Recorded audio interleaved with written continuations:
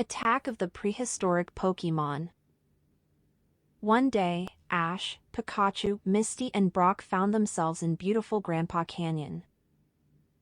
They were about to discover that this natural wonder held an ancient secret. The friends weren't alone. Hundreds of people were heading into the canyon.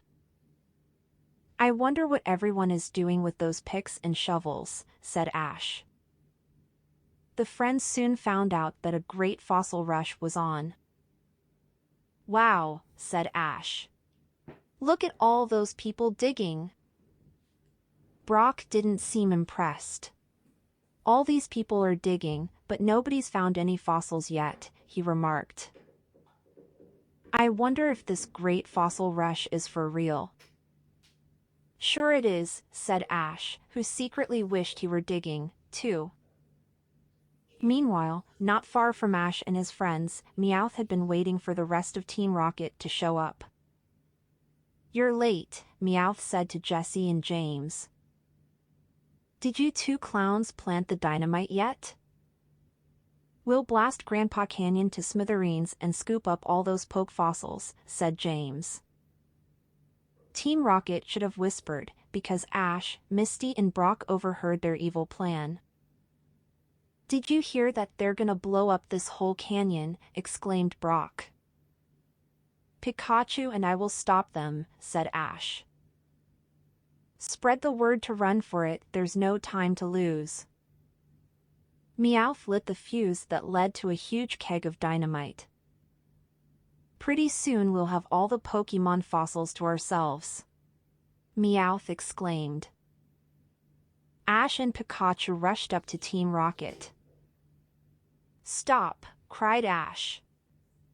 "It's that pest again," said James. "Always messing up our plans," added Jessie. "But this time you're too late," said Meowth. "The fuse is already lit." Ash knew it was now or never. "Gotta stop them," he said, quickly pulling out a pokeball. "Squirtle," he called. "I choose you." "There's no time to lose." "Squirtle, squirt out the fuse." "You can do it, Squirtle," coached Ash as his Pokemon squirted water at the flame. But Team Rocket wasn't about to give up so easily. "Arbok, go!" cried Jessie. "Wheezing," ordered James. "Keep that fuse lit." Team Rocket, Weezing and Arbok chased Ash and Squirtle down into the canyon. Someone tripped and soon everyone was rolling together, pell-mell, faster and faster into the canyon. Just as they crashed to a stop, the flame reached the keg and the dynamite exploded. The entire group fell down through a deep hole created by the explosion.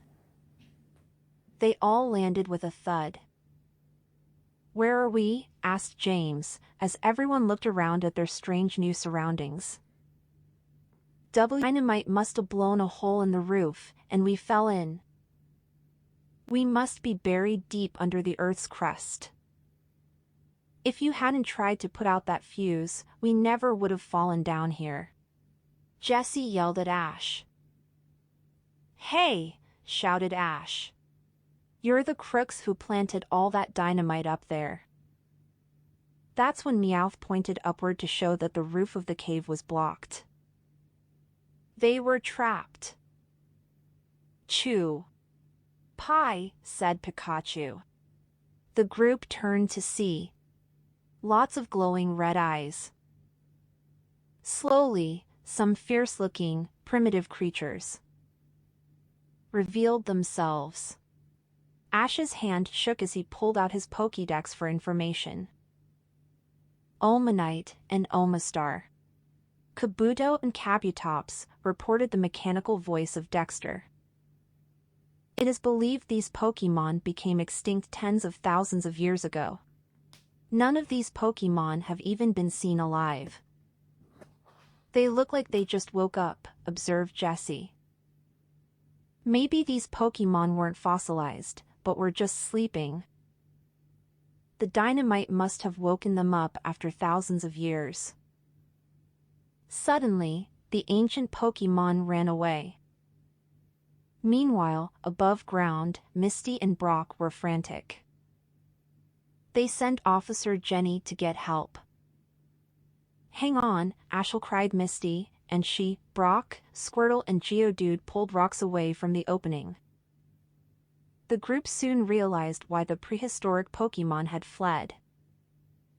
Watching all action from a high rock was a huge flying creature with claws and fangs.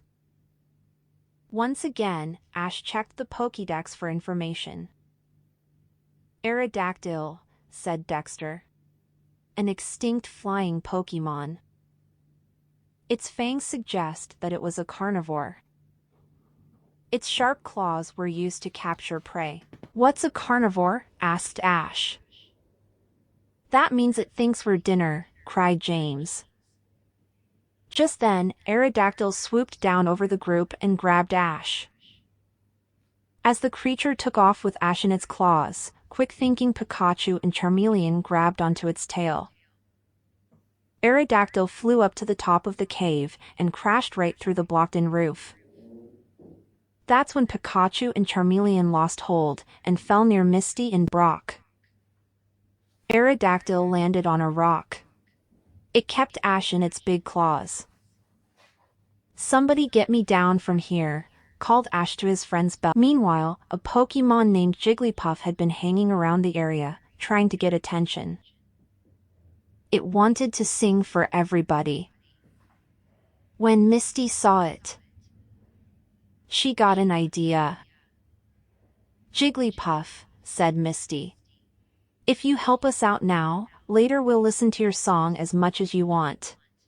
Jigglypuff happily agreed. But before Jigglypuff had a chance to sing, Charmeleon evolved into Charizard. "Whoa! Charizard!" shouted Ash. He couldn't believe his little Pokemon was changing. When Aerodactyl saw Charizard, it knew it had met its match. So it took off with Ash still in its claws. Charizard followed Aerodactyl into the air with its mighty wings. It was ready for battle. As Charizard chased Aerodactyl, it breathed a ball of fire on the prehistoric Pokemon. The flame came dangerously close to Ash. During the air battle, Misty turned to Jigglypuff and said, "Please, Jigglypuff, sing your slumber song now." Jigglypuff sang its hypnotic slumber song, which made everyone, including Aerodactyl, very sleepy. Aerodactyl yawned, then fell asleep in midair. Its claws loosened their grip on Ash, who began to fall, but Charizard flew over to catch him and then placed him gently on the ground, near a strange-looking object. Meanwhile, Aerodactyl plunged down through the opening to the cave and landed with a crash. Team Rocket was still down there, hoping not to become extinct. All the diggers began to wake up, wondering if what they'd seen had been a dream.